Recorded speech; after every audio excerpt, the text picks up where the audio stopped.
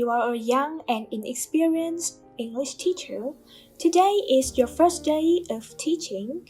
You walk into the classroom to see 30 students waiting for you to teach them knowledge. Okay, so now the problem is how to not be told by students, "I don't understand anything this teacher says," or "this teacher's class is so boring." Don't worry, because the key to these problems are all in the book, A Course in Language Teaching by Penny Er. Hello everyone, my name is Quỳnh Anh and this is a book review of an extremely useful book for teachers and students of language pedagogy, A Course in Language Teaching. As you've all known, this reading challenge requires us to read a book related to our field of study.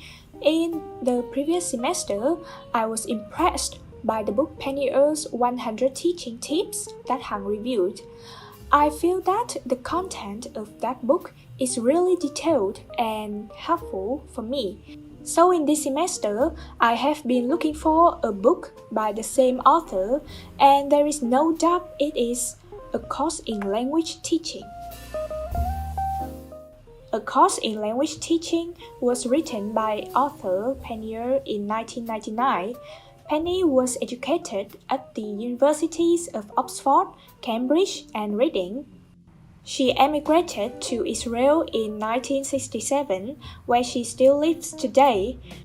Penny has 30 years experience as an English teacher in elementary, middle, and high schools in Israel.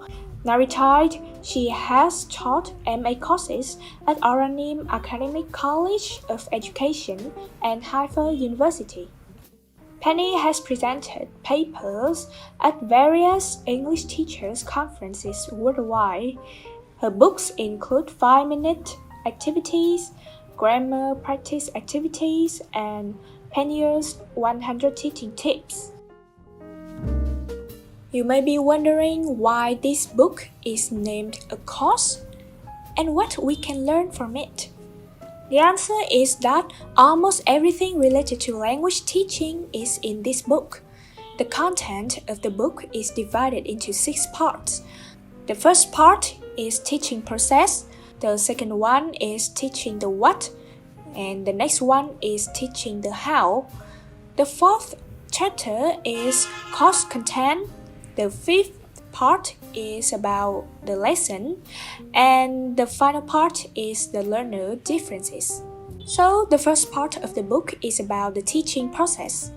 Here the author has suggested a fairly common model that is presentation, practice, and test. Part 2 and 3 of the book are extremely detailed instructions on teaching pronunciation, vocabulary, grammar, and teaching the main skills in language of listening, speaking, reading, and writing.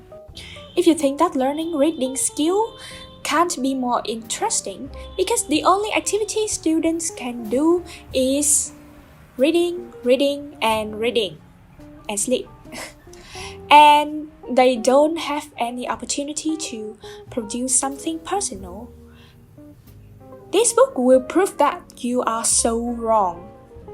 Teachers are completely able to require students to learn vocabulary before class, design games for students to understand the topic in advance, and conduct the discussion or role play in post-reading. All activities will help students have a clear purpose and motivating challenge. I must say that in this section, I'm quite impressed with the part about teaching writing skills.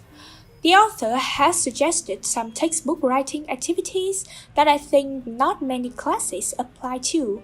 Some of them are book report, an instruction sheet, a narrative, and a description. There's a question in this section that I'm particularly interested in. If the student's immediate objective is just to pass the exam, and the test doesn't require students to write any essay, then should students be taught writing, Or if so, how much writing should be taught? This is a problem in most schools in Vietnam, where students only study for exams. The suggested answer here is that teachers should still teach, maybe less, because students can't be sure that they won't use this skill in the future. And the second reason is that learning how to write effectively has value in itself as part of a long-term educational process. The second question is, when assessing an essay, which criteria should teachers evaluate first? Content or language forms?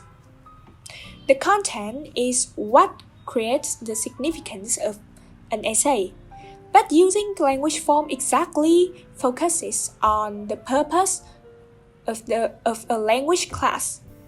I completely agree with the author's advice in the book. It is content and organization that should be valued rather than linguistic forms. Part 4 of the book mainly talks about the preparation for the course, including the syllabus, materials, and topic content. Part 5 is about activities that take place in the classroom, like lesson planning, classroom interaction, giving feedback, and assessment. So, a good classroom management requires discipline, of course.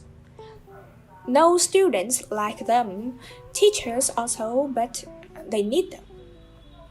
In this chapter, the book gives teachers detailed instructions on what to do before, during, and after problems occur. To be honest, I feel less panic when reading this part. The last part, and also the one that I concerns the most, learner differences. This is a problem that almost every teacher will encounter when teaching. In this section, there are 3 main items: learner motivation and interest, younger and older learner, and large heterogeneous classes. In a classroom, there are 2 types of students, gifted ones and the other. If a teacher teaches too easily, gifted students will get bored and reduce motivation, but if you make your lesson more suitable for them, the other will get difficulties to catch up with. So some solutions to this problem are mentioned in the book, such as diversifying the subject matter, encouraging co-working, using mandatory plus optional instructions, and using open-ended cues. What I was particularly impressed with this book was its structure. The design of the book proves that it is exactly a course, as its title says, a course in language teaching. Chapters include tasks for readers to experience with their students or examples for readers to analyze, followed by theory or tips, and finally is the reflection part. This book is overall a great introduction and useful book for anyone interested in ESL or EFL.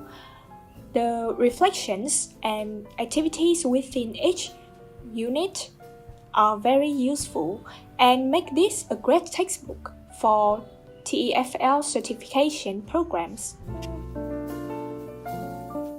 First, A Course in Language Teaching is an informative book, so there's no doubt that I've learned a lot from it. The book provided all the knowledge about language teaching and especially a lot of useful tips. I have tried a few and have had my own experiences. The second thing I have learned from the book is I noticed a few mistakes in the way of teaching in Vietnamese schools as well as mine. In addition, I really look forward to applying innovative teaching methods in my classroom in the future. Thank you for watching. Goodbye. I'm Quỳnh Anh and see you again. I wish you happy reading.